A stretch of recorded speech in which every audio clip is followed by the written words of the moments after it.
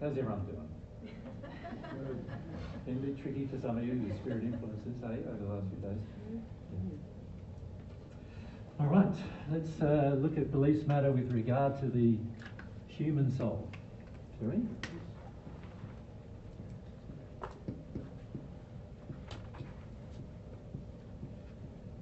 Of course, we could again divide the beliefs into different areas. We could say there's what it is, and then there's how it works. Those two areas. So, what it is, and how it works. Now, sometimes it helps to say what it isn't rather than what it is. That usually helps a lot of people sort of come to get rid of a lot of false concepts about the human soul. So what it is. Now, those of you who've already heard me talk a bit about the human soul, would you like to participate in what it is? What do you reckon it is? So microphones we'll be using. Feelings, emotions, passions, desires.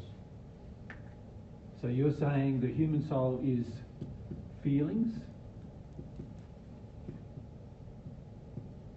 emotions, passions, desires. Is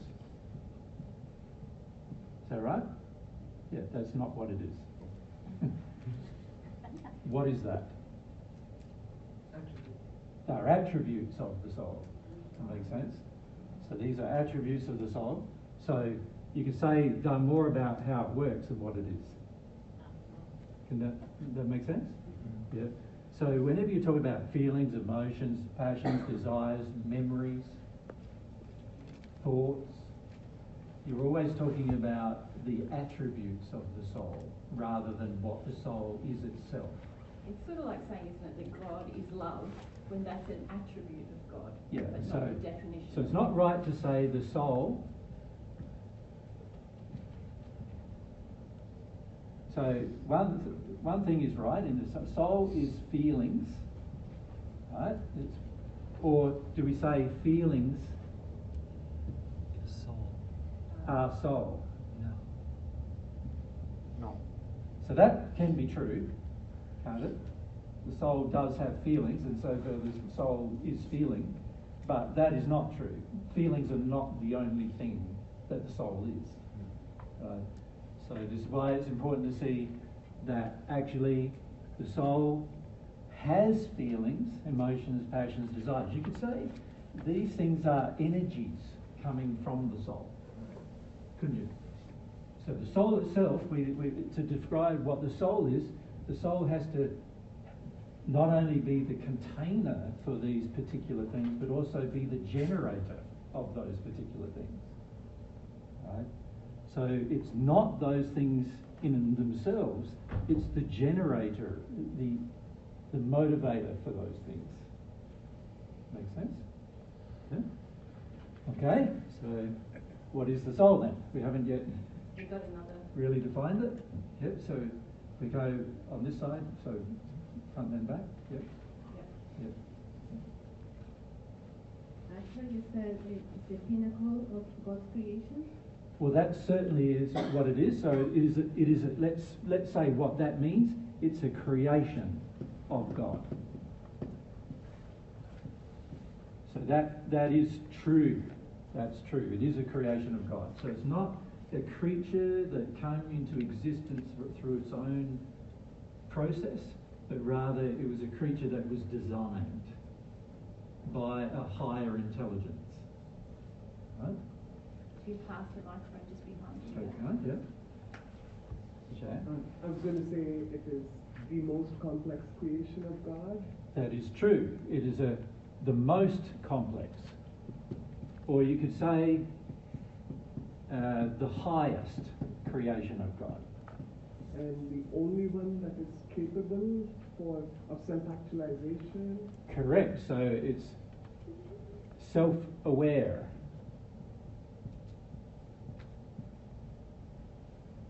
Yep, that's true. Anyone Anything else? Yeah, kids? Did you have it? No? Yeah, Tyson? Tyson? Yeah. Keep your hand up when you... Well, it's a child of God. Well, yeah, I suppose that implies Oh, that, doesn't okay. it? Yeah. But we still haven't just sort of defined what it is, have we? We've defined who created it, and we've defined that it's the most complex of the creations, and we've said that it's self-aware, which is really how it works. We still really haven't said what it is, have we? Jason? It's a living being, it's a living entity. So it's an entity. What do we mean by an entity? It's a living, emotionally conscious, aware being. Yeah, so it's a thing. Yeah. It's not abstract. Mm-hmm. It's an actual creation. It's not an abstract thing. It's not something like energy that is pulled together or something like that.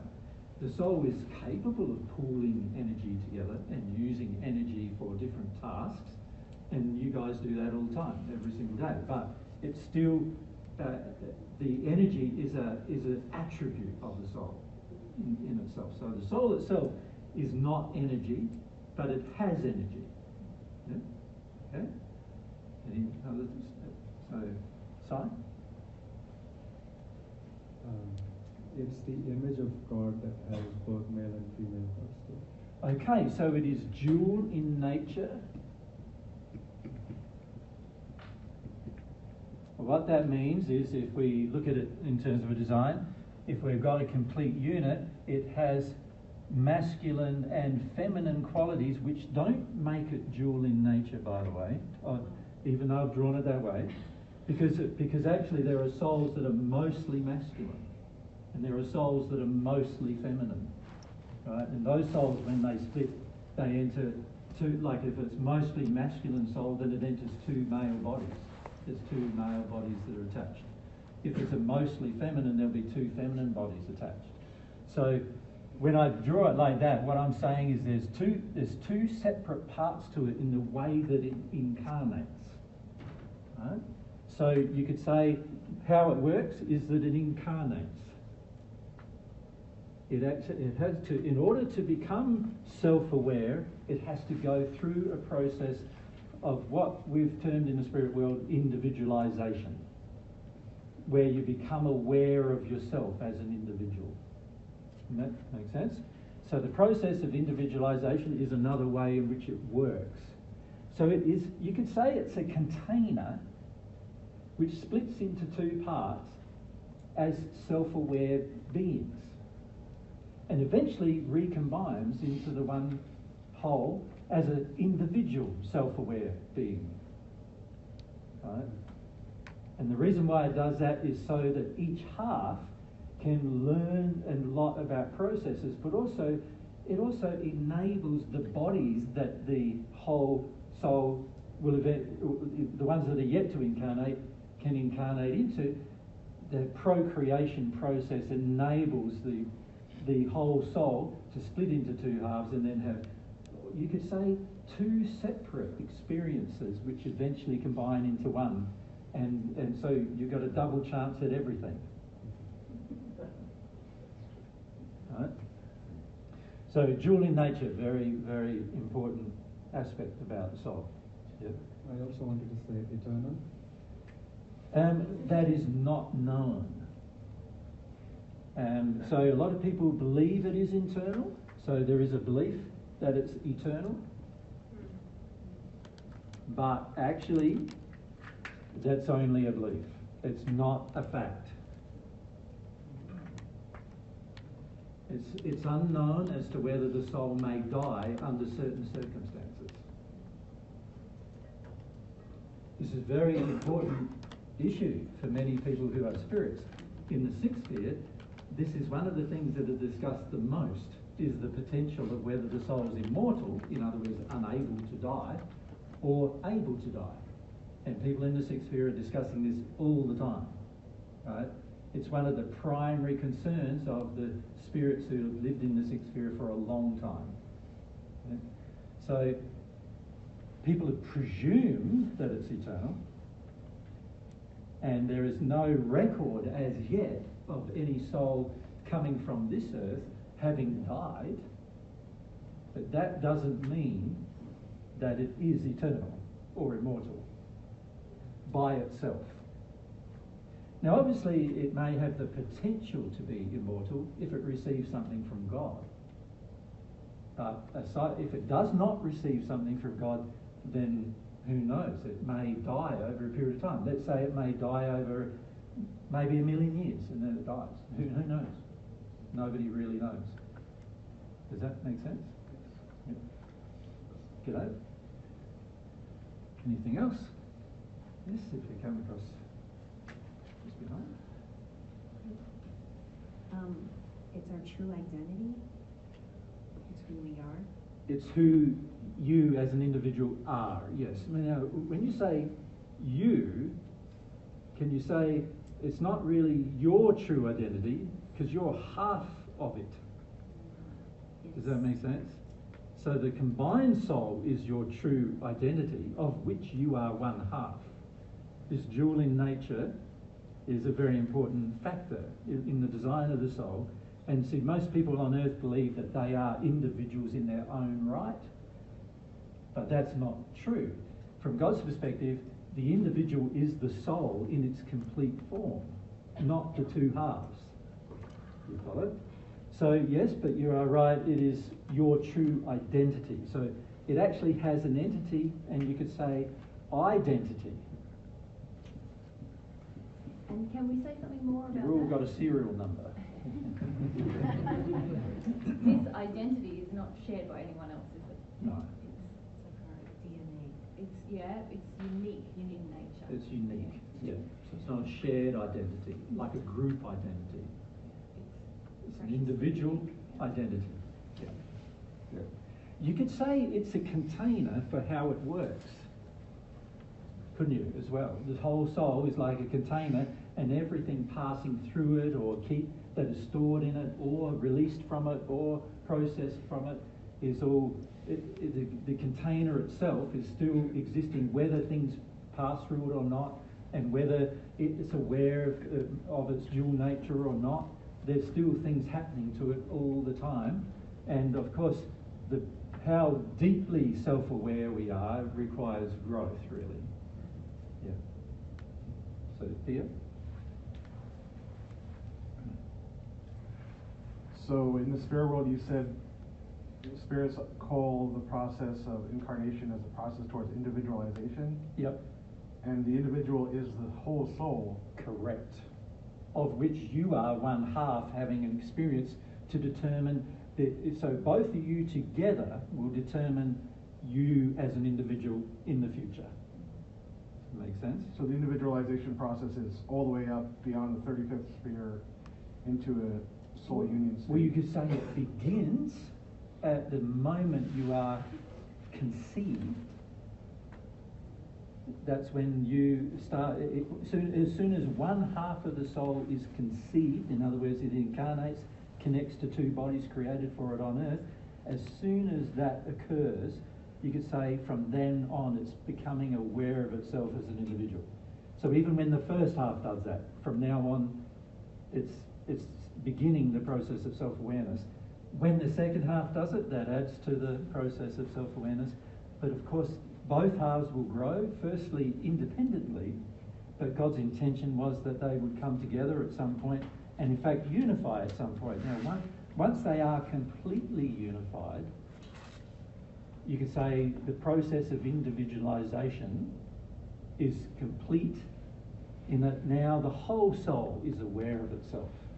So the half of the soul becomes aware from the point of conception onwards, and that takes, well, how long it takes depends upon how desirous the person is.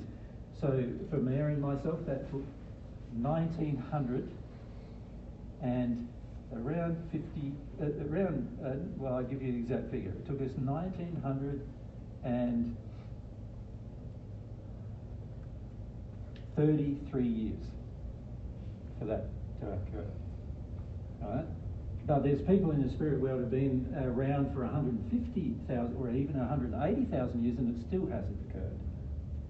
So it depends a lot upon desire, which is one of the things that drives the soul, one of the energies of the soul. Desire is one of those energies. Yeah? Okay. Michael? It's a creation of God, similar to God in her image and her likeness. Yeah, so it's a creation of God similar to in design. You could say, if you think about the human soul has been designed to imitate the way God's soul works. Of course with limitations, but it's been designed to imitate the way God's soul works. Yeah. And I was going to say limited or finite, but also with potentials. Correct, it has a limited potential in its own right, but a potential to become divine if it receives something in addition from God. So you could say, as a part of the human soul, it has potentials. But they're only potentials. They're not predetermined potentials. They're not destiny, you could say, or what would you call it? There's another word, fate. It's not fate that drives. It's all about whether you engage something within yourself. Yeah. And we can say that in the positive sense and the negative sense, can't we? Correct. So sin is only a potential for us. Yeah. It's something we It doesn't engage. have to happen. It's not a necessary part of our existence, Yeah. and or pain and suffering, but it is something that we engage. The design allows for its potential. Yeah. And equally, the potential to receive God's love and experience that love and experience the expansion from that love. It's designed for that potential, but not a given. It has to be driven by the use of something that you haven't mentioned yet. Free will? Free will, yes. So how it works, Breaking all the rules there. one of the big things it has is free will. So it determines its own destiny, you could say. It determines its own future. So this is something that most people get sort of hung up about, because it's sort of like a lot of religions, a lot of faiths on earth will sort of tell you that it's all preordained or pre-planned, your future. But that's not the case. If God had done that, then you don't have free will anymore, right? So what God's done instead is given you this beautiful gift of free will so that you can determine for yourself. And remember, you're just half of yourself. So who knows what the other half of yourself is determining? But both of you together are determining the destiny of your one soul. Yeah? Which is good when you think about it, because that gives you two chances at everything. Yeah. Michael, you want to? Does God know what all of our decisions are going to be and knows everything all the way to the end? Yes, he does. Because he's not bound by space, time. These are all constructs that he created. He created space. He created time. He created the years going past. He created the universe itself. He's not bound by any of the limitations of the universe, which means that God can see what happens at any time, now, future, past. He can see all of it. But he doesn't predetermine it. Right? So even though he sees it, he doesn't make it your destiny. Right? Because God knows when you're going to make a choice to do one thing, and he knows when you're going to make a choice to do another. He knows in advance. And in fact, sometimes he even sends spirits to you to try to help you, stop you from making a bad choice. He'll even do that. He'll even send some spirits to you who want to help you, and those spirits know that if you go ahead and do the thing you're thinking of doing, it's going to be bad for you, and they'll try to influence you against doing it, right? But of course you still have will. You can still make your own decision. So there are influences upon the soul, but what you choose to do will be based on the motivations that exist within your soul. One of the energies inside of the soul, one of how it works, is the motivation you have, which is really, you could say, the desire you have, the passion you have to do whatever it is you want to do. Yeah. Max? Can I ask about that? Yep. So if God knows what we're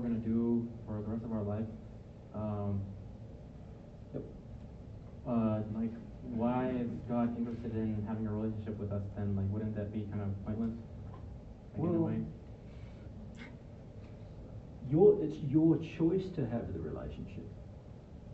So while God may know whether you're going to make that choice or not, he would still like you to make the choice, and he's always trying to influence you to change your mind. So even though God would know in 5 years' time that you still haven't made that choice, over that 5 years from now to then, God's trying to influence you to make the choice so you can change your own destiny. So God just doesn't go, oh, because Max is not going to decide by 5 years' time, then it's pointless me trying to influence Max before then.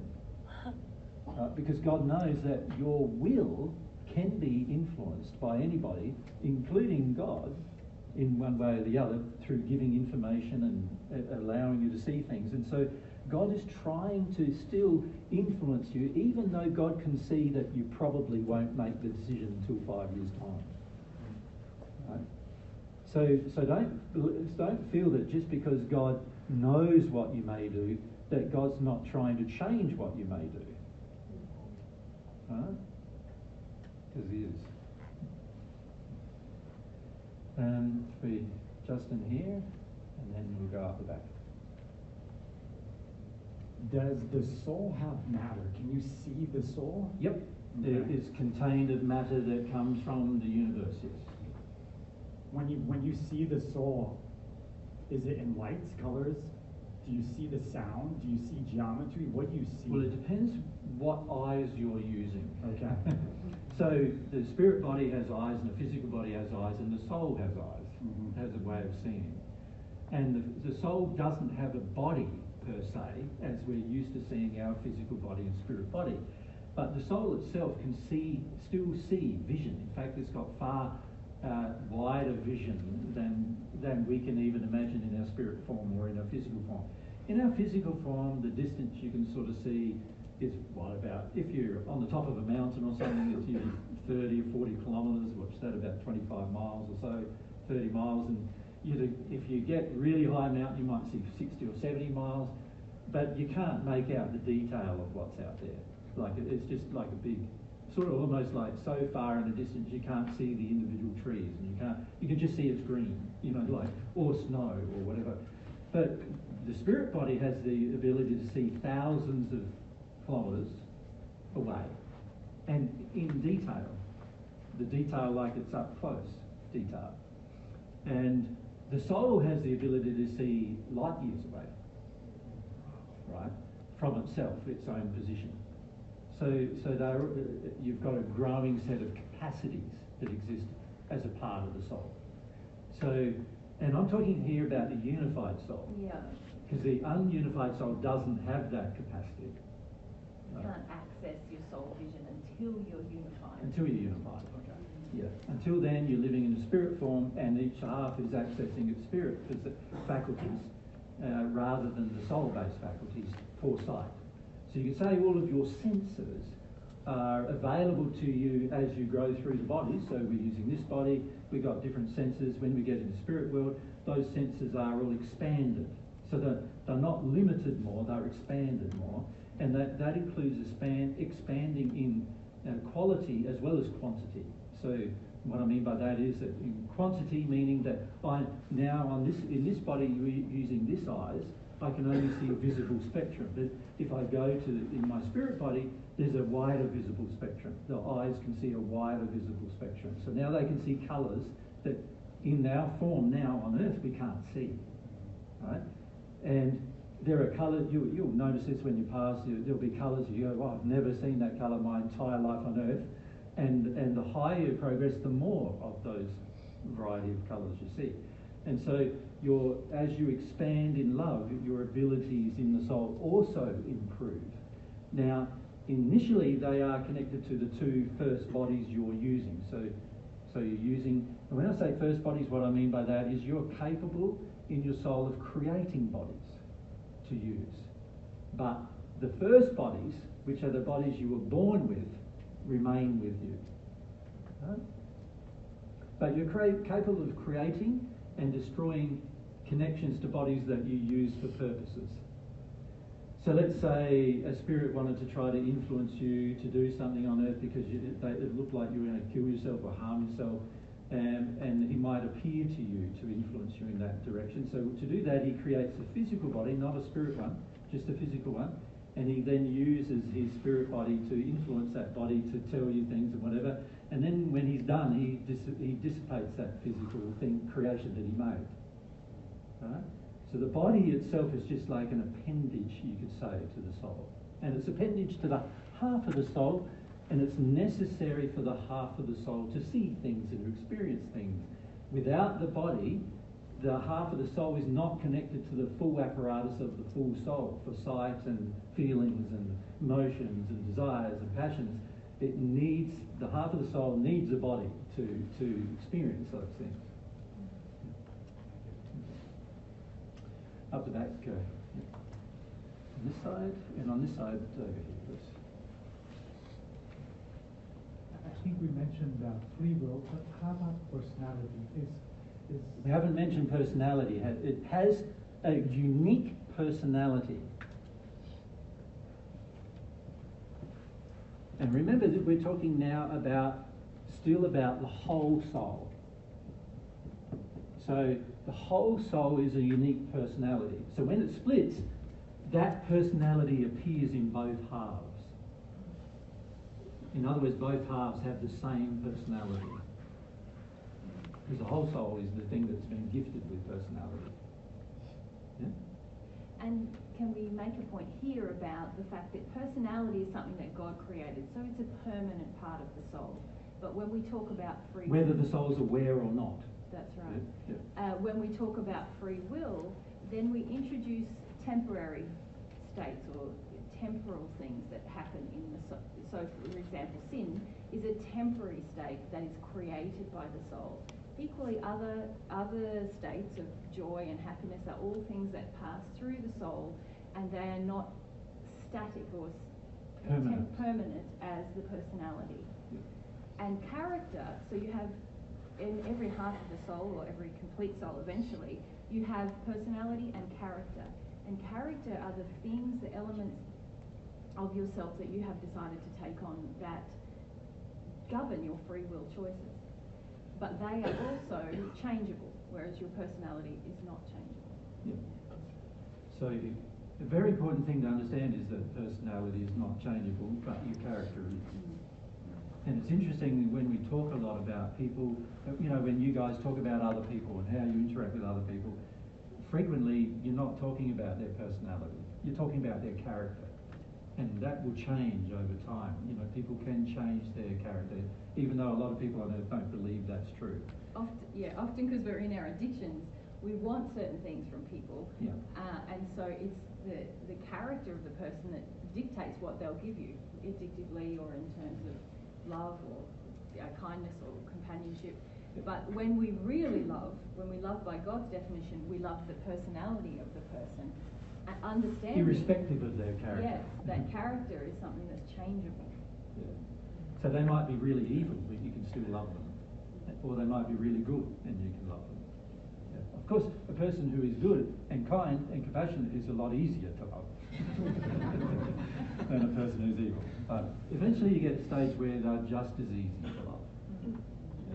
Because you feel the nature, the personality of the individual, and the character you just sort of see as mud that the individual has imbibed in the course of its life. And remember that we're talking half now, half of the soul. We're referring to, not the whole soul. The whole soul obviously has two individual halves, which can appear to be completely unrelated to each other at times because of their poor development of character. Right? But to unify, you share the same character in the end. You share the same love. In fact, it's impossible to unify without having the same character. Yes. Yeah. It's a prerequisite. Yeah. But it's in harmony with God's laws, obviously. Yeah. Right. So we're over in here, and then we'll go to something over here. Okay, so that's kind of like where I'm kind of heading at. So let's say you find your soul, your half, your other half. Yep. How do you know, though? How do you really, really know? I mean, for other people. Well, we've talked a lot about that in the past, and I don't know if I want to talk about that today. Okay.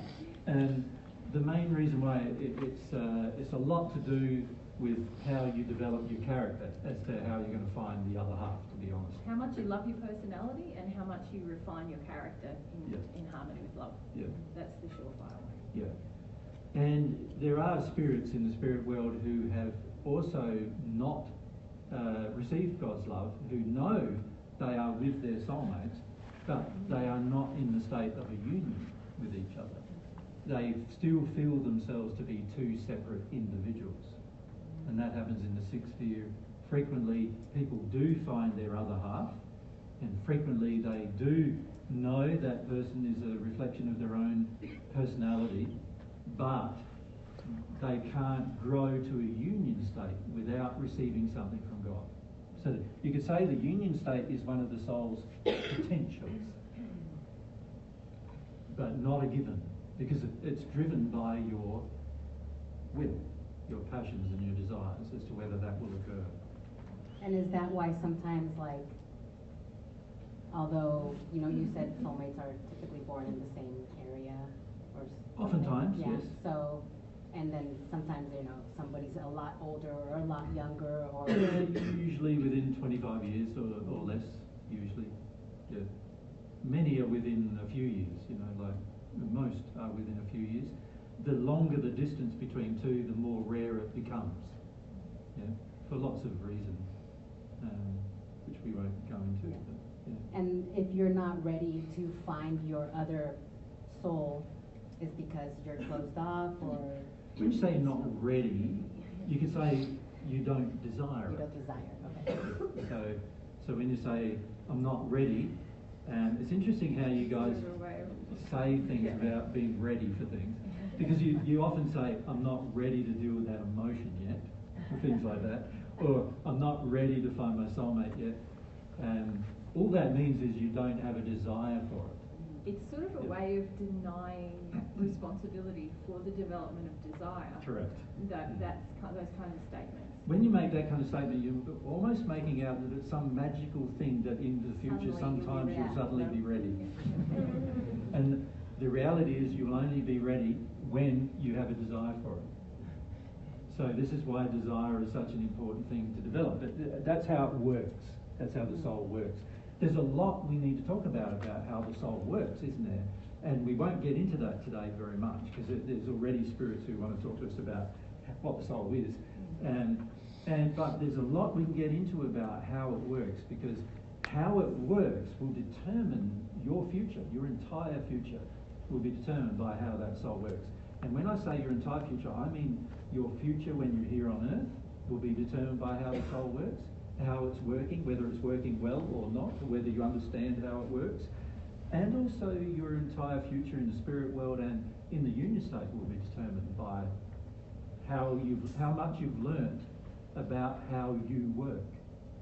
You know, you can say one thing about a self-aware being, it's the only thing that can learn about itself, isn't it? Like so like an animal, not a self-aware being, can't learn anything about itself, right? But a self-aware being is capable of learning things about itself, right? Which is an amazing thing when you think about it, as a part of the individualization identity and a part of the self-awareness that is developed. You come to see it's very important to learn about yourself, very important to understand how you work. And not, when I say you, I don't mean your body, I mean your soul. Very important that you come to understand how it works. Because if you have false beliefs, remember the subject of this is beliefs matter, if you have false beliefs about how it works, you'll attempt to do things that are in disharmony with how it works, to your own detriment. Right? So one of those things is, I'm going to be an individual for the rest of my life. I don't want to connect to another, I don't want to have a romantic relationship with anybody. Right? That's going to be a very, very harsh thing that occurs to the future for your soul. Because your soul's been designed to have a romantic relationship with the other half of itself. Right? So it's very interesting when we try to detune from these things, because in detuning from, you know, and usually it's hurt that causes us to detune, but in detuning from certain aspects, we're actually also constraining our future. We're determining what's possible for our future, the future potentials. And so this is why it's so important to understand how the soul actually works. Remember, we need to understand what it is and how it works in order for us to be sort of completely self-aware. Really. So in the spirit world, there's universities where you go to, you learn how it works. Makes sense? And many spirits will teach you things about how it works when you're on the natural love path. But of course, when you are receiving information from God, God teaches you how it works directly. So you don't need to go to a university then and learn about how it works. So I've never been to a university in the spirit world my entire life, except to teach. Does that make sense? Because I've had my own experience, and God, through that experience, has taught me how it all works. You know. But one of the things I've been most fascinated about, aside from my fascination with God, is this subject, the human soul. In fact, it's been my primary motivation, aside from my relationship with God, my primary motivation to understand that more than I understand anything else. Because I started to come to terms, even in the first century, started to come to terms that the more I understood about the human soul, the more I would progress more rapidly and enjoy my life more fully. So very important to really have a dedicated view to understanding how the human soul, what it is and how it works. Yep. So when we talk about emotion, well, that's one thing about how it works. But it's not the only thing, of course, right? And this is why when those of you who are very detuned from your emotion, you're shutting down a primary soul faculty, and that's going to make it very hard for you to even understand how the soul works. So all of those of you who are in your mind all the time, you don't really understand the net result of staying in your mind, and it's a lot of fear that causes you to stay in your mind, but also in the end, it causes a huge constraint upon the development of your own soul if you stay in your mind. Okay? And we were up the back, weren't we? On this side, were we? Right. So on this side, Samir, on this side. You and Mary were saying that the character is something that can be developed and refined. Correct. And the personality is permanent. Yes. But can you've got to learn how to use it, don't you? The personality. Okay. You've got to learn to become your big personality. Okay. Does that make sense? Okay. Each of you have a big personality, but most of you are not using that personality. That much. Yeah. You're trying to be an ant when you're a mountain. You know what I mean? Sure. In terms of the personality. Yeah. Yeah. Yeah. I was gonna say for being tiny. Yeah. So can the personality? Can it also be developed? No. Or is it more? It can be realized, understood, engaged more fully, more powerfully, but qualitatively, it can't be changed. So it can't be refined. It can't. It can be, no, when you say refined, can't be refined. It can be qualitatively grown. In other words, you can be yourself more and more and more and more and more and more, but substantially you won't be able to change your personality ever. God designed your personality from the beginning. And one of the joys of life actually is discovering your personality and then being that person. Okay? And perhaps what you're alluding to in the question, I'm not sure, but a lot of times our personality can be, it's being expressed even in our sin, even in our flawed character, and that can be refined. But you're not. But that's only refining the character. It's just refining your character, which means that you have more of a loving expression of your personality. But your personality does influence even the way that you choose to sin, but it is a static set of sort of features about you. Yeah, that you can grow in its power, but you can't change it. Okay. You could think of your personality as your serial number, because that's really what it is. But your personal identity. Far cooler than a serial number. So it's like you're 1, 2, 4, 5, 6, 7, 8, A, B, C, whatever. That's your serial number. Well, that's what God defined as your personality. So in the celestial heavens, people, you sort of forget people's names a lot. This is why one reason why I'm not that good at names is because you forget the names because you can feel the personality of the person. To them, when the more expansive the personality, whenever you hear of whenever you think of the person, you're thinking of their personality. You're not thinking of their name. You're thinking of their personality. On Earth, you're thinking, two people can have exactly the same name, can't they? Like if you go to South America, there's like lots and lots of Jesuses, Jesus, right?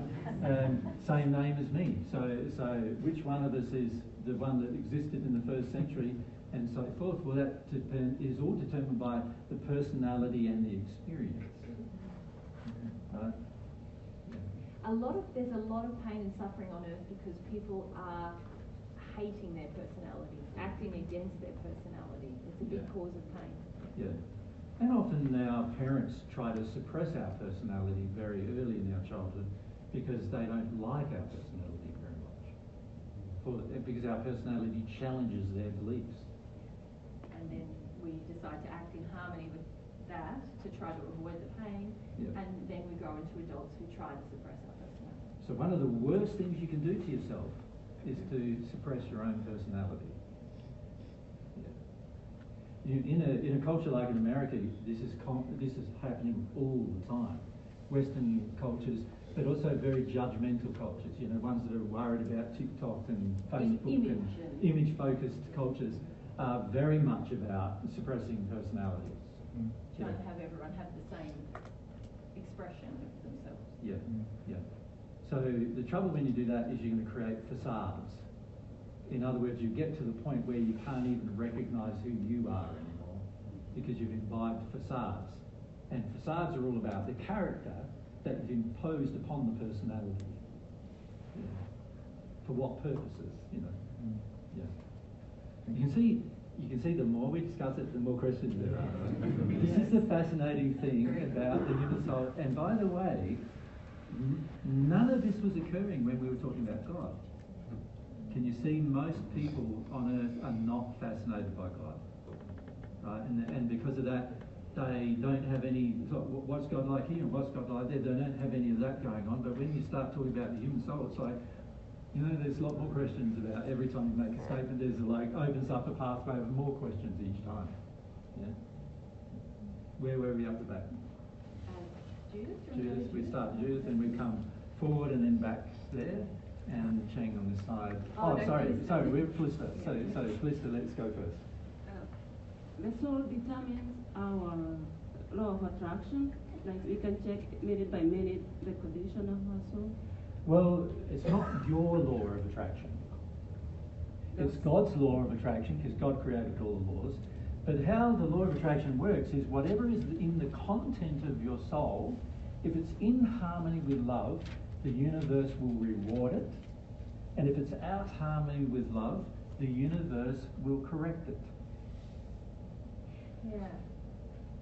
And that's how the law of attraction works. The purpose of the law of attraction is to correct the soul out of harmony with love and to reward the soul in harmony with love. And to expose truth, isn't it? Yeah, for the purpose of truth and love and lots of other, developing faith and other qualities as well. The law of attraction is something that helps you develop qualities. In other words, as we mentioned, there's a separation between personality and your character, and the law of attraction is helping you develop your character, while at the same time helping you to accept your nature, your personality. So that's it. And the law of attraction, by the way, the law of attraction doesn't only affect the human soul. All of the physical objects that are made out of matter in the universe are all governed by the law of attraction. So the law of attraction isn't a law that's just created for the purpose of the soul, whereas other laws are just created only for the purpose of the soul. But perhaps to your point, we can say part of the nature of the human soul is that it is the entity which God's laws operate on in terms of our spiritual development. Yeah. Of course, there's other laws. And by the way, we need to say all of God's laws operate upon the soul. Whereas with other laws, they operate on physical matter in different ways. And on our physical body. And on our physical body, but every single law that God has created operates upon the soul one way or the other. Yeah, so it's different. So we'll be over here. Judith. Unique personality would also be an attribute or quality of God, because God only creates what God knows. So I would kind of have a personality similar to a portion of God. Yes, but because God's infinite in nature, obviously God has an infinite amount of personality traits that most humans at this stage, even in the union state, still don't understand. And so as to knowing what they are, the best way you can do it is by getting to know other people. So if I get to know the Judith soul, which is not just Judith, is it? It's Judith and partner. So we call it the Jap soul. And Judith and partner, that stands for the JAP soul. And that whole soul will have a part of God's personality inbuilt into it, which will be different to what is a part of Mary and mine. So that means that Mary and I, when we meet, we go, "Oh, Judas is an interesting person," because there's things that we in our nature that we have that you don't have, but vice versa too, that you have that we don't have. So this causes you to feel very interested in all of God's children, because every new child you meet tells you something more about God's nature. Yeah. Is that helpful in connecting to God, to know your own personality? Like if I feel God is this certain way, that would be kind of leaning towards I'm a little bit like that too. Yeah, well, God will actually share with you even eventually what parts of God's nature your personality is. So that's very helpful too. It's very helpful to connect to God in order to experience more of your nature. But coming to accept and love your nature or your personality is a really great way to also connect to God. Yeah. And remember, when you're just a perfect natural human, not having had any relationship with God, you don't really fully yet understand your personality. And there's a lot of things you won't understand as in your perfect human state that is only possible to understand if you receive some of God's nature, particularly God's love. And without that, you won't ever understand things. So there's spirits in the sixth sphere who are trying to understand things but can't, because the mind is incapable, and you have to develop the soul, and the soul has to be developed in love, and it has to be developed in God's love, not in your own. See, you have a love, your soul has love, and you can love is a trait. You could say it's a character trait. Yeah, you don't automatically have it. You don't automatically have it. You have. So the whole concept that you're born loving, that's not true. You're born neutral. If you're born loving, it would be very hard for you to ever become unloving. And as we can see on earth, it's very easy for many to become unloving. Not very hard. So that tends to indicate, doesn't it, that we were born neutral, that we could decide with our will, we can decide one way or the other. And crucially, we have to use our will in order to love. It's an active state, an active emotional state. So when we're born, we're not even conscious of our own will. This incarnation process is to make us become aware of our will.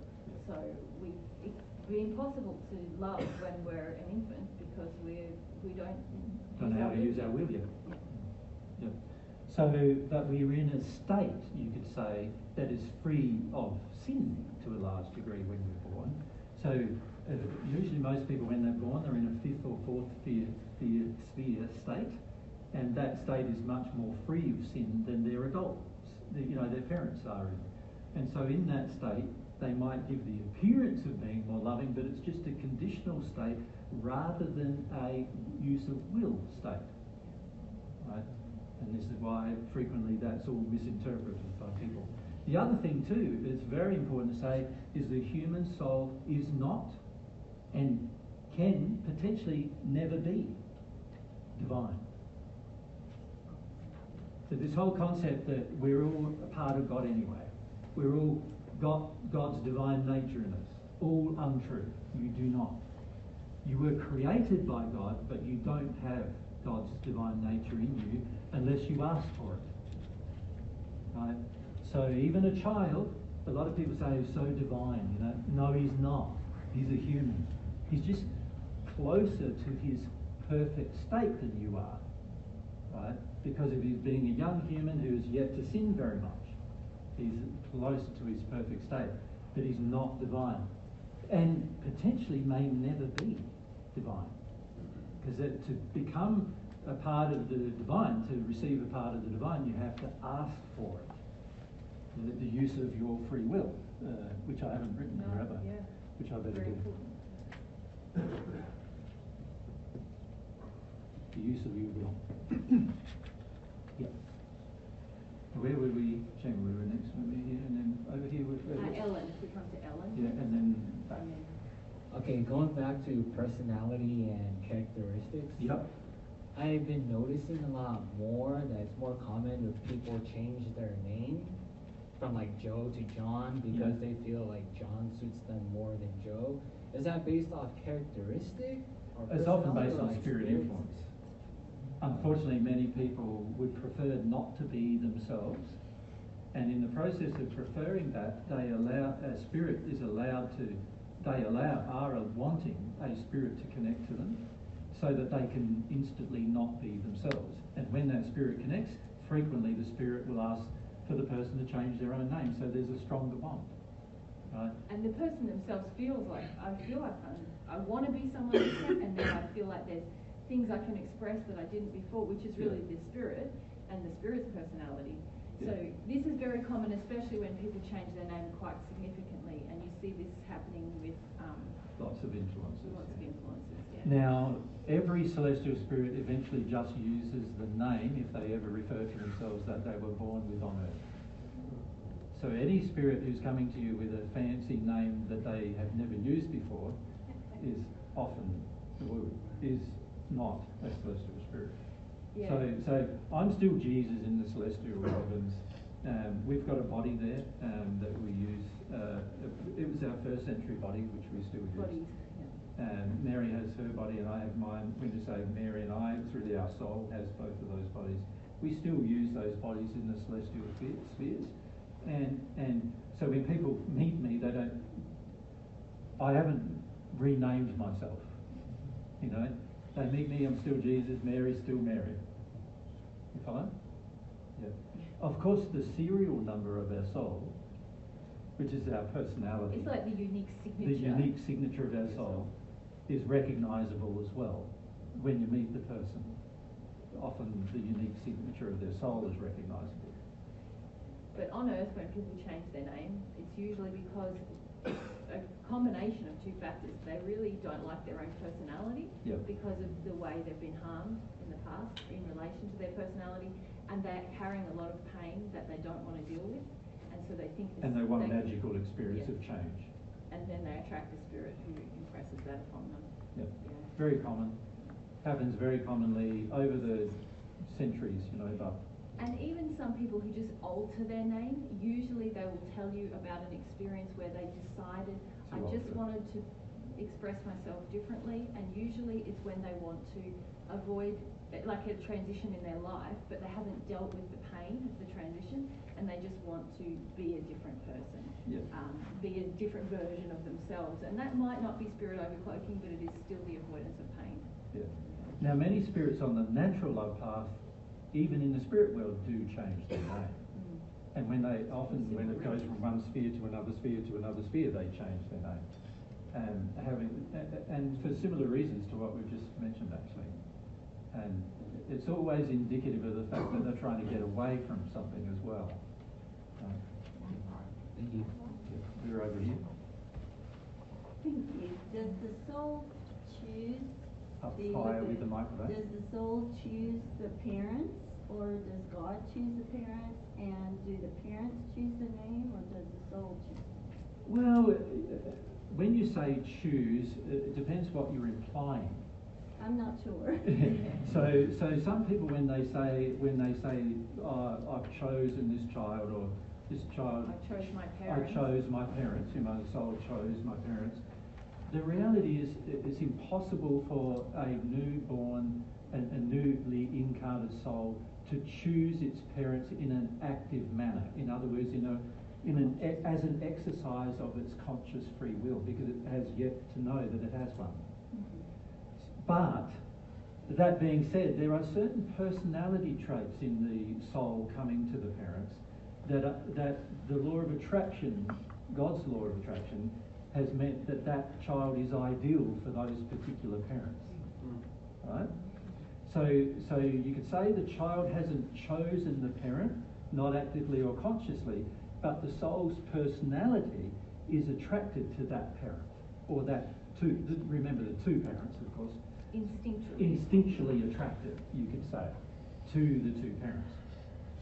Now, with regard to the parents choosing soul, it is possible to do that, but in a conscious manner. But the majority of people on earth don't even believe in that, and so most things are happening at a very emotional level or an injured level, frequently from the parent's perspective, as well as a mixture of their personality. So in other words, they have a certain personality and the child has a certain personality. The child is unaware of its personality, and the parents, for the large part, are also unaware of theirs, because I've suppressed theirs for a long time. But there are laws that say these two personalities are the best personalities to get together for the purpose of the parent and the child. Is that for the development? If under ideal circumstances, development was allowed. Unfortunately, because the parents generally are trying to shut down their own personality, and they're pretty likely to shut down the child's personality as well, and so of course that doesn't work out the way God intended it to work out, right? And that's because of human sin, that it hasn't worked out the way God intended. But when it comes to the child making choices, when it incarnates, it cannot make a choice based upon its free will use of making a choice. It can only instinctually make choices based on its personality. And God designed the laws that govern which personalities work better with other personalities and so forth for that purpose. And the parents choose the name. Yeah, it's not the soul can't choose their name. No. So since I was a little girl, it has troubled me that some children are born to parents who are very abusive, very mean. Yes. And others are very kind and very helpful. Yes. And I always wondered why God would do that. Well, God didn't do that. Right. That's what I'm wanting to understand. Yeah, God designed a system where every parent would be loving and every child would be attracted based on personality of the parents, and when they got together, there would be an ideal mixture of the two personalities for the child to develop its own personality. That's what God designed, but unfortunately human sin creates a lot of other problems, including the suppression of the child's personality and abuse of the child. And many of you believe, the way many of you believe that child abuse is not the way God views it either. From God's perspective, many of you are abusing your children right now, right? So what God sees as abuse is very different to what humans see as abuse. What humans see as abuse is abuse, but God sees there's a whole lot more abuse going on that humans are saying is normal, not abuse, fine, loving even. Or within the scope of normal. Yeah. But sometimes God even feels much more strongly about that than the physical abuse. And the reason why is because the physical abuse, generally a child will recognize it in its growth. But the other forms of abuse, which are more, you could say, malicious and manipulative, the child will often not see it for its entire life, and therefore it has a much longer effect on the child than the physical abuse does. So I'm not saying physically abuse your children, I'm saying don't physically abuse your children, don't sexually abuse your children, don't emotionally abuse your children, but also understand that many of the things you think of normal interactions with your children from God's perspective are abuse of your children. But that's a side issue. And some children are born severely handicapped, and some are born perfectly healthy, and Yeah, well, that's also because of the sin of the lineage generally. So oftentimes what will happen in a lineage of people is that there will be certain emotional injuries, certain sins that are engaged by the lineage more than other sins. And some sins cause a destruction or an imposition upon the genetic structure of the bodies.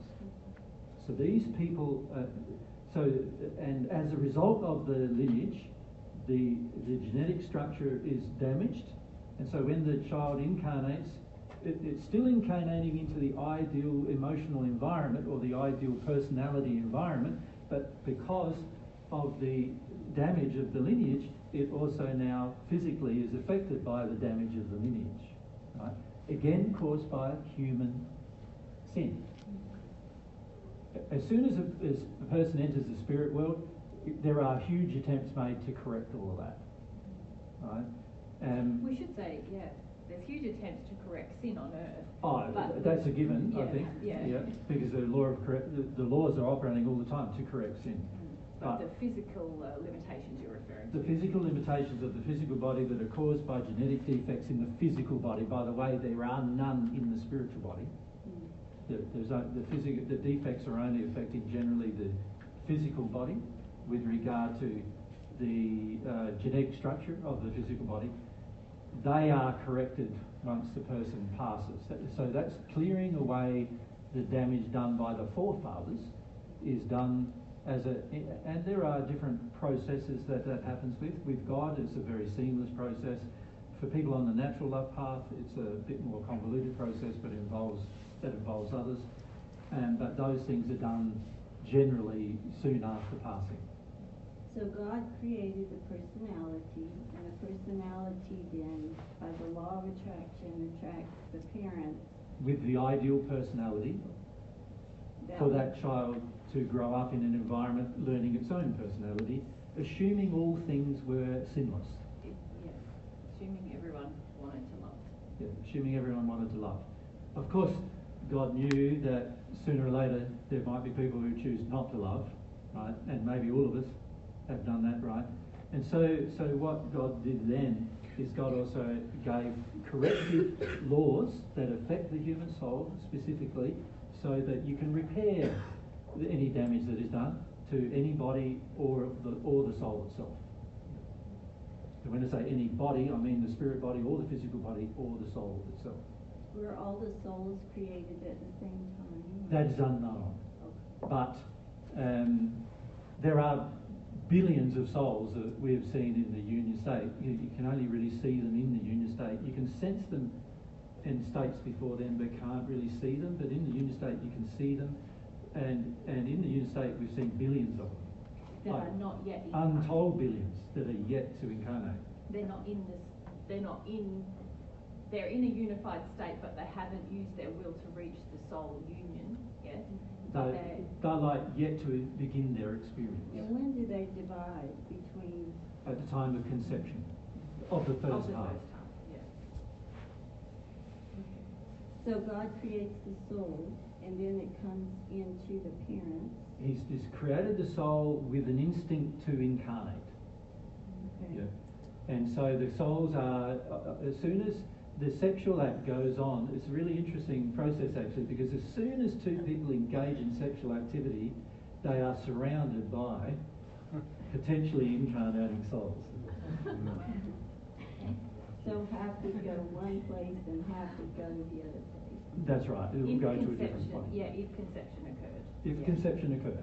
Of course, many times people are having sex and no conception. Right. And under those circumstances, of course, nothing happens. Yeah. Thank you. All right, now, before we continue, what was it I wanted to say? There's a few other things I need to say about how it works that we haven't listed yet. And more about how it doesn't work, actually. Right? So, we go, yes, up to Vijaya. Yep. Down to Michael on this one. Vijaya, is it Vijaya or Vijaya? Vijaya. Vijaya. Vijaya. Yep. So going back to the qualities you were listing there of what the soul is. Yes. Is it fair to say that the soul is the only creation of God that is capable of creation on its own? No. When you think about it, animals get together and create other animals. So it's not correct to say that the soul is the only thing that can create. However, it is correct to say the soul is the only thing that can be self-aware in the process of creation. Make sense? But if you think about it, even bacteria create. Yes, actually I wasn't thinking about procreation and reproduction. I was thinking more along the lines of we pull from all the potential. I mean, that's kind of how I visualize that every choice I make. Yeah, but that's a very limited view of creation. Like if you, I suppose this is now more a theoretical thing that you need to sort of grasp, and that is that almost every living entity creates in some way, but they are not self-aware. They are instinctual in the process. The soul is self-aware. So now the soul can get things from here and get things from there and get this from here and use its intention and do all of that and get things that it didn't know about even and mix them all together. Whereas obviously other creatures can't do that. They're basically doing an instinctual process. There's no choices involved. Whereas with the soul, you have choice involved in the process of creation. Yep. I have two things. Is one of the areas you want to go that the soul is subject to law? Very important. So subject to law. So I might just about that picture there. Say it's subject to law. So this is part of how it works, isn't it? It's a part of how it works. Yep. Very important thing to bear in mind. See, a lot of people feel that the soul is beyond law. But actually, it is the thing subject to the most laws in the universe, because there are whole groups of laws that were created just for physical things and matter, but for the soul there's a whole group of laws that only apply to the creation of the soul itself, right? So it's subject to the most laws. And now you can sort of see why, because if a being's self-aware, it has the potential to do a lot more damage to the universe than if the being's not self-aware. So naturally there needs to be laws that govern its ability to use its self-awareness, its will, which would be beyond the laws required to influence, say, an animal that isn't self-aware and unable to develop its will. And about names, I think of there's a fellow, Fred Winterly, who had several names, and it seemed fine, but... Well, he's on the natural love path. Yeah. So all of the books of the Through the Mist, Up to the Gate of Heaven, The Life Elysian, that's all describing the natural love path. It's not describing the divine love path. Is Krishna a natural love spirit? Well, he was at the time of the writing the book, yes. Okay. As was Willow Millie as well. Right. Yeah. Every spirit mentioned, actually, in the book, aside, there was a few times when I was mentioned, but almost every other spirit mentioned was on the natural love path. However, there were a few that were not aware they were on the divine love path. And one of those was, remember the lady, the poet, the poetess, that Fred? That he liked. Yep. She was on the divine love path, but she didn't understand she was yet. So we can talk to some of them maybe. I don't know about today because there's a long lineup. Traffic jam. You've got lots of questions, but they have too, right? So we just got to manage that somehow. If we come down here, and then if we come back to this side, so the two girls next to each other. Thank you. Can you list some personality traits for us? I would rather not, because it's very hard to put into language personality traits. So you see, a lot of times when you guys describing what you believe are personality traits, they're actually character traits you're describing, not personality traits. And in fact, there is no human language for the proper description of personality traits. Yeah. So, you know how you sometimes say, oh, he's a bit obnoxious, or something. Well, that's not a personality trait. Right? You say, oh, he's very strong and definite about what he wants to do. Well, that's not a personality trait, that's a character trait. You see, a lot of things we think are personality traits are actually character traits. And so many of you, like some of you think, I'm a shy person. Well, that's not a personality trait either, that's a character trait. You're not going to be shy people in your future. Like, in your future, it's like once you get rid of the whole injuries that define shyness, you're going to find you're going to be just as outspoken as the next person. You understand? So a lot of what we define as personality traits on Earth are not personality traits. Almost all of them is not personality traits, they're character traits. Right? So even your love for truth is not a personality trait.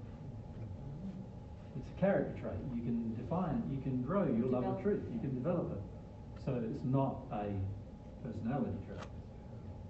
Right? As I said, there are no words on earth to describe what personality traits actually are. Yeah. They're all defining to almost every extent a character trait.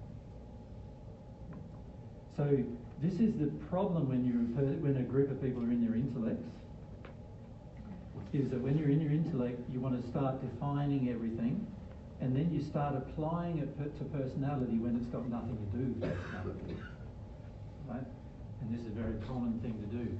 And so people on the natural love path do this all the time, but not understanding that it's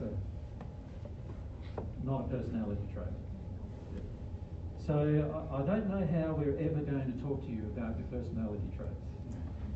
There's no English words that we can really use to describe them. You're going to have this relationship with God probably in order to feel them and to feel what you feel like. Does that make sense? Yeah. So we meet many people in the spirit world, even in the sixth sphere, who have never ever understood their own personality at any level. And the reason why they don't is because they've just learned to become the person they are, but they have not, they've gotten rid of their sin, but they have not had a relationship with God where God can show them who they really are. And so they're in the process of still discovering who they really are. In the sixth sphere, one of the reasons why people stay there without progression is because every day they are having new experiences about their personality, sort of discovering new things about themselves. And so it does start to feel like that every day then becomes like a new day, something new you can look forward to. But when it comes to describing what they then feel, most of them are not able to.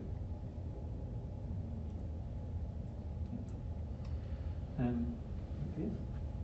So about sexuality, I understood that sexuality is exclusive to each part of one's soul. Is it about how it works or what is... Yeah, well, sexuality is really about how the two halves bind with each other in a romantic sense. So God designed the whole soul to be in a romance with itself. Right? And what that means is the two halves, God designed to be in a romance with each other, but eventually you get to a stage where you're sort of romantically involved with yourself, because eventually the two halves merge. And so God designed it that way, and there are certain things that God did to the human body as well as the spirit body. God gave appendages to both bodies to enable the romantic sexual nature to be developed when the development of the bodies were ready for such things. So that's why, so all of us are born with a vagina or a penis, but at the end of the day, we don't really start wanting to use them until such a time as we start to develop our romantic parts of ourselves, which are triggered. There's soul-based functions that occur that once a person gets to a certain development, that causes the body to go through changes, and then these bodies go through changes in order to trigger the awareness that we have a romantic partner. There's another half of ourselves out there somewhere. Yeah. Earlier you were saying that when we were talking about God, you weren't as fascinated. Yeah. Why is it that we're so much more fascinated with this then? Well, because the average person believes that God is so far off and so distant and so unable to be understood that it's pointless even having the conversation. But when it comes to the human soul, you've already had some experience with it, because you're in one. You are one. And you've had some experience with it. And so what we generally find, and this is the case on earth as well as in the spirit world, people are more fascinated with the lectures about the soul than they are about God and God's nature and character and attributes. But God is actually infinitely fascinating, whereas you are finitely fascinating. So we can put it like that. So obviously, the more interested we are in the relationship with God and feeling God's nature and personality and feeling the different attributes and aspects of that, the more we're going to grow in terms of our capacity to understand everyone around us as well. Because obviously we see bits and pieces of God's nature or personality inside the people as we meet them. And so we see how intimately acquainted God is with all of her children through that process. God knows what you are because part of God is that already in an infinite way. So, this is a beautiful part of what God's designed. And for a large part, you'll probably, my feeling is you'll probably be growing. Once you receive God's love, you've got the capacity to infinitely grow in your expression of your personality. And so when I say grow, I don't mean it's qualitatively changing, but the capacity in quantity grows in the way that you express. And there are aspects of yourself that you're continually discovering that you didn't know were there. And that's just because you were unaware they were there. They were always there, right? But you were just unaware they were there. And so that's a very interesting part of your own personal growth. Yeah. Yep. There's a few things we've said how it works we need to probably still say, isn't there? Yep. So Max, you want to have a stat? Yeah, and up the back. So, yep.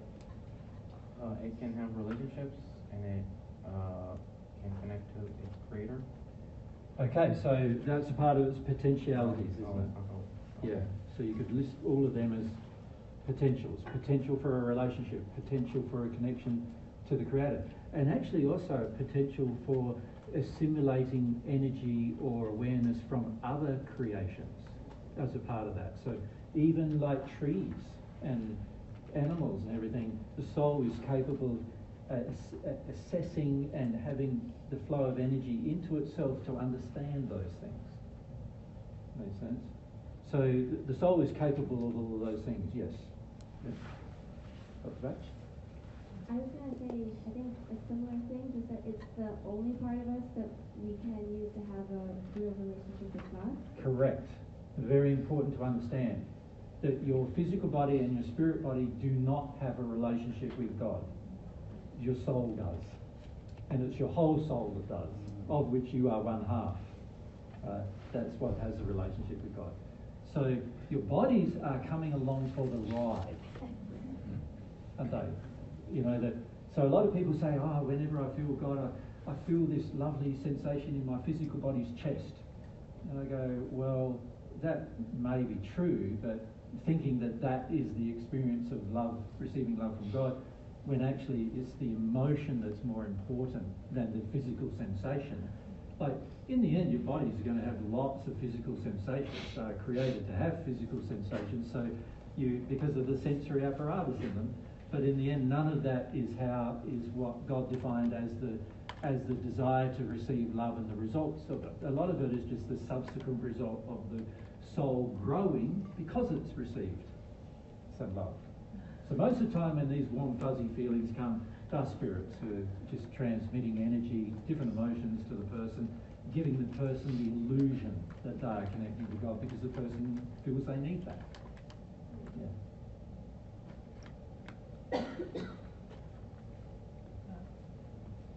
guess a question for clarification. Yep. When I look at animals, they seem to have the ability to suffer, feel pain, and even make choices. And if they don't have soul, what in them allows them to make choices? Make choices. And their ability to feel, suffer and feel pain. Suffering, pain. Yep.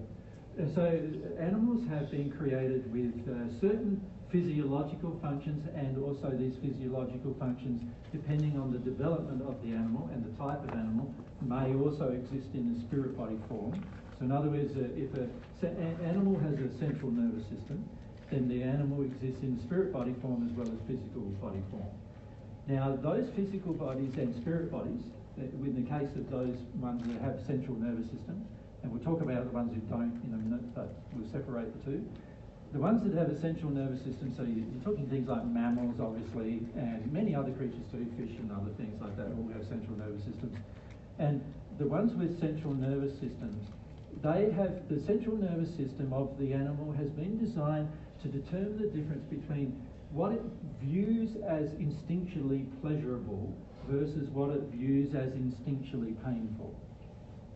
And this is an instinctual process, not a choice process. So it's going to gravitate towards the thing that is pleasurable and also try to avoid the thing that is painful. Right? And it does this because God designed it to survive as long as possible.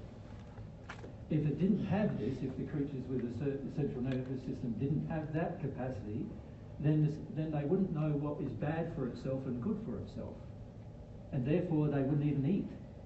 They wouldn't even drink. They wouldn't even, do the things they need to do in order to survive. So God designed them that this nervous system would provide a method to allow for survival to occur, and that they would engage the personal process, you could say, not in a self-aware way, the instinctual process of surviving. Right? And for most of the creatures with a central nervous system, they also have a brain of some kind that defines how the central nervous system works, and that brain also connects to them. They do have a brain in the spirit world, which you could call their mind, but it's not a self-aware mind. It's an organism, an organ that controls their body in the spirit state. And it can learn. It can learn, but it can only learn based upon pleasure or pain. It can only learn, this is pleasurable, that's painful. If this is pleasurable, so we need that. This is painful, we need that. And this is for the point of survival. Yeah? Now, there are groups of animals that have been created, you could say fauna that's been created for the purpose just of physical life. And these ones all do not have a central nervous system. And they are things like insects, for example. Now, insects also have a built-in instinctual process, but it's not centrally developed in a central system, a brain-based system. Most organisms that are not central nervous system based have, you could say, information of how things work is stored in different cells and in different locations. And so some, like insects, for example, have like 4 or 5 brains. One brain to handle the sight, one brain to handle the excretions, one brain to handle the reproduction, and so forth, and they're all independent of each other. And also, most insects do not have a nervous system, which means that they're unable to feel pain. So they are driven by just the need instinctual need to just do what is necessary to be done to continue the lineage of that particular creation. And the reason why God did that is because he wanted them to have a group philosophy rather than an individual one. And he also did it in such a way that allows them to have benefit for the creation that he created the benefit to be. So an example of that is like a plant needs to procreate. Many plants, some plants do it by themselves, but other plants need pollination. So the insect needs to survive, it needs food, and the plants provide the food, so now the insect is drawn to the plant for its own sake. It's not aware that it's pollinating the plant. It's not self-aware. It's just drawn to the plant because that's its food. And it takes that food, and in the process of taking that food, the plant is pollinated. So these kind of symbiotic relationships were created particularly on Earth, so that for the survival of plants and the survival of even survival of humans, like food production is all about that. So God created a whole layer of creatures, you could say, that all without central nervous systems that are provided for this purpose. And they don't have a spirit body, and they die. When they die, they are dead. They don't ever exist again. They just decompose into matter. And there are no spirit relationships they form. Like a mammal will form spirit relationships with people as well as other animals, whereas a insect will not. So when an insect comes to bite you, he's only looking at you for a number of different reasons. One is you're a source of food. Right? Secondly, your soul has certain signatures which say that your body is dying. So when you don't love yourself, your body is dying. And anything that's dying, these creatures have been created to destroy anything that's dying. That makes sense? So your soul in sin is dying. It causes your bodies to die. Your body's dying means that now your soul has attracted anything around it to get rid of the bodies that are dying. Whether that be bacteria or insects or animals or whatever.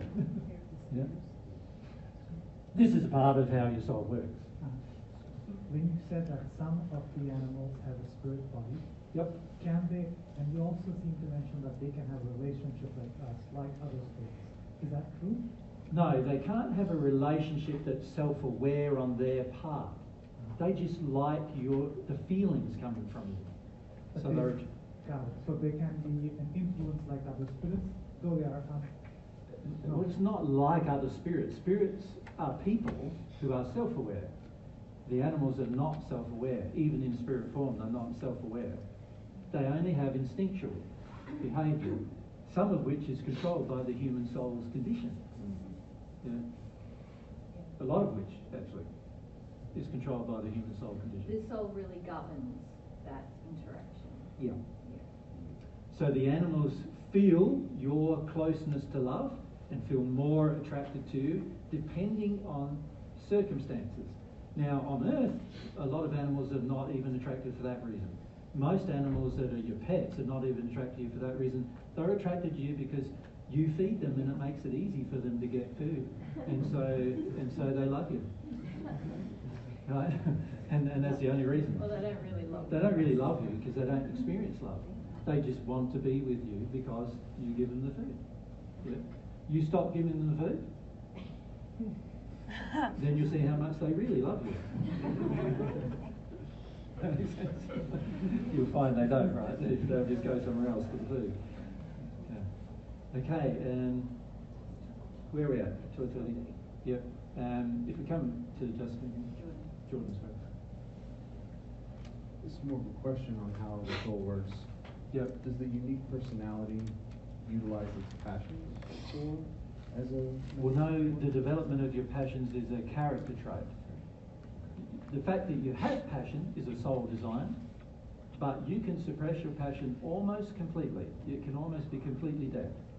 You can be so shriveled up with the way that you exercise passion that you don't have any at all.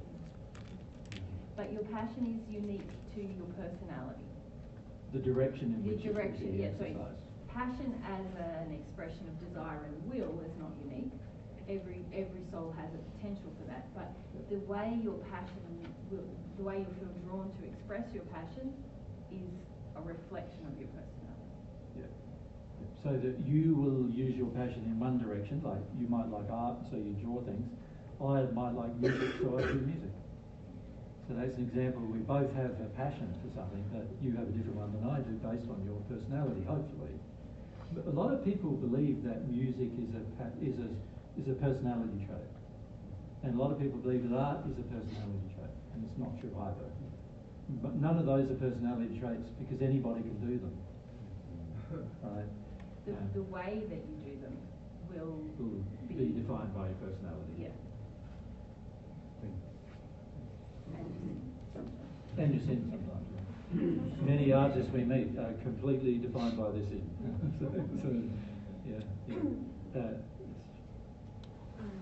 Does the soul have humility, or does it have to develop humility? No, it does not have humility. It has to develop it. It doesn't have faith. It has to develop it. It doesn't have love. It has to develop it. It doesn't have truth. It has to develop it. So all the principles that we've been teaching you are things you need to develop. That's why we've been teaching you them, because you need to develop them. If it was personality, we'd just bother teaching you. Does that make sense? And it's a good question, because a lot of times, we see children are less blocked to emotion, but that's not and so they feel more readily. But that's not the same as the development of your will to feel, to experience, so a child is very open in a sinless environment to the development of the will towards humility, but they are not yet humble. Yeah, you could actually say the sixth sphere state in which the child was created, because that is the perfect natural love state that the souls before they incarnate are actually in that state, they are open to anything. Right. And they're not yet in the state that a sixth sphere spirit is in, because the sixth sphere spirit has developed their will to reach that state. Yeah. So completely different. Yeah. So when a human soul sins, I'm aware it's a sin to God and to yourself. Its own self. Yes. Yeah. Every time you sin, you are harming yourself. How does it? I'm not sure how to word it. How does it work when you sin and you hurt other people? It affects other people. Yes, there are laws that cause certain things to happen to your soul whenever you harm someone other than yourself, which are more extreme than if you just harm yourself. And when I say more extreme, it's probably not the best way to say it, because from God's perspective, your harm of self is just as bad as your harm of another, because you're equal to others. Can we say that there's more consequence? Because when I sin to harm you, I'm not only there's a consequence for harm of you, Correct. but also a consequence on me for the use of your desire, of my desire to harm another person. So I have a consequence for both. So when I'm harming myself, I've got a desire to harm myself, and I'm just harming myself. I'm not affecting the free will of another person. Of course, it's very hard to just do that, by the way. It's very hard to just do something to yourself and to no one else. It's almost impossible. But let's say that was theoretically possible. Then you'd be just harming yourself, and so the law would be acting just upon the fact that you wanted to harm yourself, and that was out of harmony with love of self, and out of harmony with God's design of you, your soul. So an example of that for most of you, suppressing your emotion. That's an example. When you suppress your emotion, you are harming yourself. There's going to be a penalty on your soul for harming yourself. And the results of it often are that you go back into your intellect, you get away from your feelings, you're not able to sense things from other people. These are all parts of the penalty from harming yourself by suppressing your emotion. But when you try to suppress another person's emotion, you're doing two things. You're choosing to use your will to harm yourself, because the sin is always going to harm you, but you're also choosing to try to attempt to harm the other person at the same time. And whether they are harmed or not by your action, so a celestial spirit wouldn't even be harmed by it, but whether they're harmed or not, your intention to do it is also measured, and that brings an additional penalty to yourself. So when you suppress your emotions and then it affects the people around you, is that an intentional harm to another human soul? Yes. Okay. It's attributed as God by God's laws as such. Yes. Okay, thank you. No worries.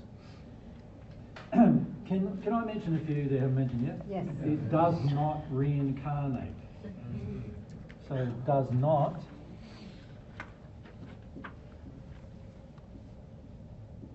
reincarnate. It doesn't need to. So all the 14 who return to Earth have not reincarnated. Right? There's a different process that is used to come back to Earth. It's not a reincarnation process. Make sense? There is no such thing as reincarnation. Definitively. Ever. Completely unnecessary for the soul.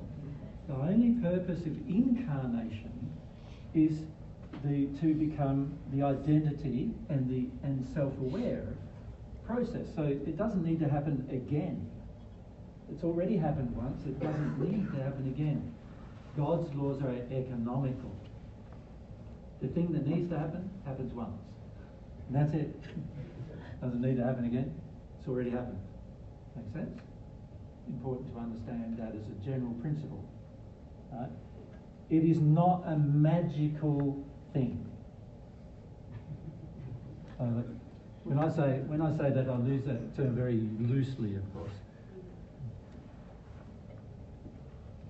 It is quite magical in the sense that how God created is amazing, but it is scientifically based upon laws, the soul's creation and how it works and what it is. It's not some kind of thing that got dreamed up uniquely just for you because you had this wonderful idea of your own. It's not a magical thing that it's a law-based thing that happened. Can we say it's not mysterious? It's not mysterious. And it's not made up by me. Yes, yeah. It's not self-defined. Right? Not defined by me. Very important to become aware of that, because many of you in your facade are trying to define yourselves differently. Right? And oftentimes in your facade you're trying to define yourself differently for your partner versus your workmates, versus your colleagues, versus the children, versus the parents. And you're defining yourself differently in so many different ways. And for many of you, you think that's how your personality is with those particular people. But that's all just facade. That's all not your soul. That's all what you've chosen to do to damage yourself and your self-expression. And you've done it for lots of different reasons. Some of them are encouraged by parents, and other ones were completely the opposite of what your parents wanted to do. and therefore your own decision. Yep. Okay. Well, can we pause there? You can see, like, every statement I'm making about the human soul is like a labyrinth, isn't it? It's like there's another labyrinth I could go into if I wanted to work out what's going on there, and then make another statement about it, and then, there's another area there that I could go into. I could spend a lifetime almost examining each of these things, right? And this is what I find so fascinating about God's highest creation, of which you are one half. It is an amazing creation. It is the most complex creation in the entire universe. What goes on inside of your soul is more complicated than the universe itself. Right? You're a higher creation than God's universe is. Which is an interesting philosophical thing if you think about it, because what does that mean? At some point you might not need to exist in the universe even. You know, that's an interesting thing which some of us in the celestial spheres ponder about at times. So it's just these things are incredible. The soul itself is an incredible creation, the most complex. In the spirit world, the most complex creation that exists in the spirit world is your spirit body. And in the physical universe, the most complex creation in the physical universe is your physical body. This is why people will be trying to understand your physical body for years to come, and unless they understand the soul and the spirit body, they're never going to grasp the physical body at all, how it works at all. And this is why, like, if doctors are honest with themselves and researchers are honest with themselves, they know that things like the brain are almost completely unknown to them in terms of knowledge that humans currently have. And our knowledge about the most complex creation, physical creation, the body, spiritual creation, the spirit body, and the soul, you know, those creations, is very rudimentary. Very rudimentary. Of course, when you enter the union state, you're capable of understanding it a lot better, but it's very rudimentary still, understanding. It's going to be, to understand self takes a long time, and this is why it's one of our most fascinating areas of pursuit, Mary and I.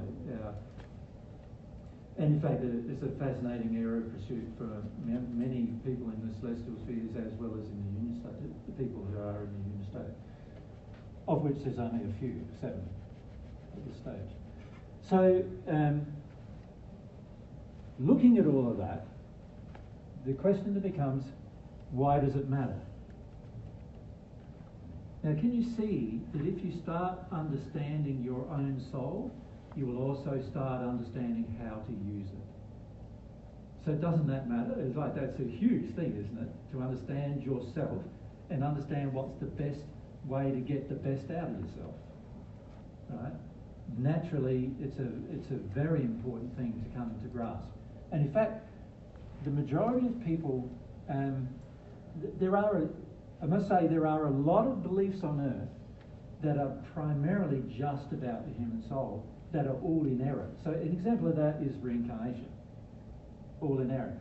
The idea that someone can save your soul, another soul can save your soul, completely in error. Right? And you can see straight away that negates a lot of Christian belief. Just that one truth, that it's impossible for somebody to save your soul.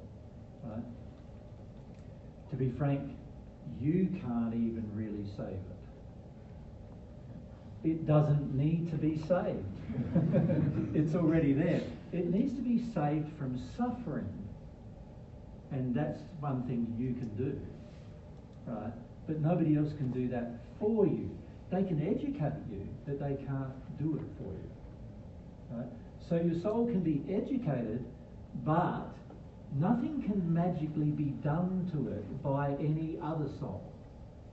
So all of this concept that, you know, I can heal myself. No, you can remove the sin you have, which naturally means that you will return to the state in which you were meant to be in the first place.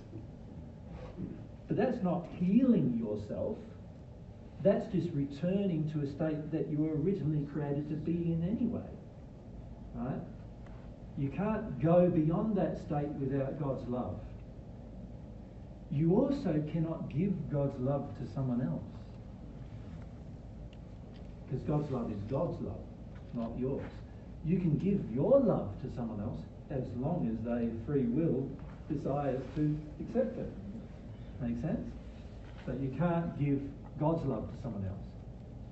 Right?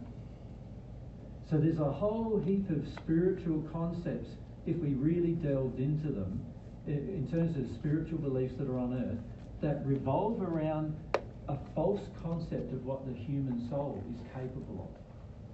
And many, many people in the spirit world have had very, very dark lives in the spirit world as a result of the false beliefs being imbibed on earth. Right? There are many people who have believed in reincarnation, have been very seriously harmed by the belief. Right? Many people who believe that someone can save me have been very seriously harmed by that belief. Right? And this is what we need to come to understand, is these spiritual beliefs that we hold on to about things, they matter because they result in serious pain and suffering for many, many people, right? And in fact, some of the beliefs you're still holding on to about God and about the human soul are going to cause you suffering in your future unless you address them. Right? So it's very important to understand that these beliefs matter to you, that they're important for you to get it right. Right? Now, you're far better off having nothing right than you are getting everything wrong. And you can probably see the obvious reason for that, and that is that if you develop some beliefs and they happen to be wrong, you will pursue a life that is based upon those wrong beliefs, which will then cause future pain and suffering for you that you'll have to reverse. But if you don't have a belief and you're starting from a foundation of no belief, then at least now you might be open to accepting a truthful belief on that same subject. So this is why oftentimes the people who are agnostic on earth find spirit life a bit easier. Of course, if the true belief was taught on earth, then that would make everything a lot easier for everybody. And this is partly why the 14 Return Earth is, because we want to educate people on earth what the true beliefs are and the impact of these beliefs upon your future life. Right? So that's why we wanted to have this discussion with you about the human soul. Now, also just a point of note, you can see your interest in this subject is higher than your interest in God, which is a bit strange really in a way, isn't it? Because only by having the relationship with God will you come to understand how this thing works, right?